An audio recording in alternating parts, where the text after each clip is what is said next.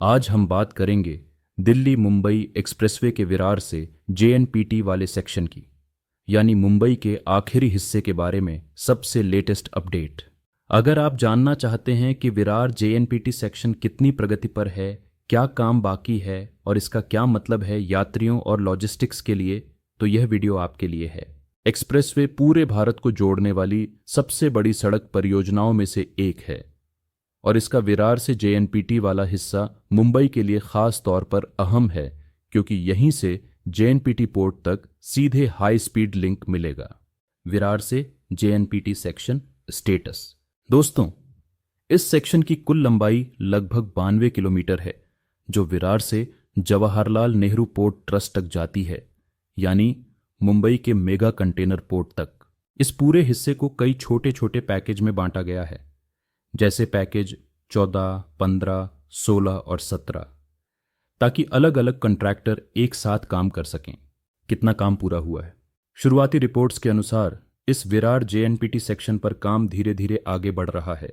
Package 14 जैसे कुछ हिस्सों में लगभग 75% तक प्रगति हो चुकी है और बाकी हिस्सों में भी लगातार निर्माण जारी है।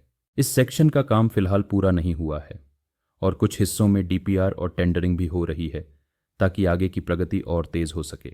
इसका मतलब है कि अभी यह सेक्शन पूरी तरह ट्रैफिक के लिए ओपन नहीं हुआ है, लेकिन भारी काम जैसे सड़क नींव, पुल, ओवरपास और इंटरचेंज की बेसिक संरचना पर जमीन पर काम जारी है।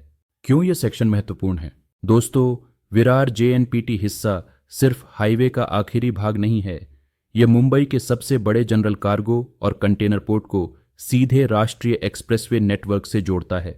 इससे लॉजिस्टिक्स कंपनियों को माल जल्दी पहुंचाने में मदद मिलेगी, ट्रक ड्राइवरों के लिए समय बचेगा और वायर टू वार्ड यानी port to interior connectivity सुधरेगी।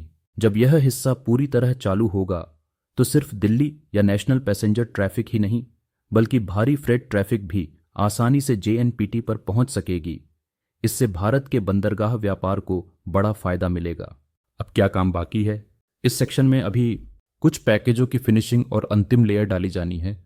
Interchange और एक्सिट एंट्री रैम्प्स पूरी तरह बनने हैं और सुरक्षा सिस्टम लगाया जाना है।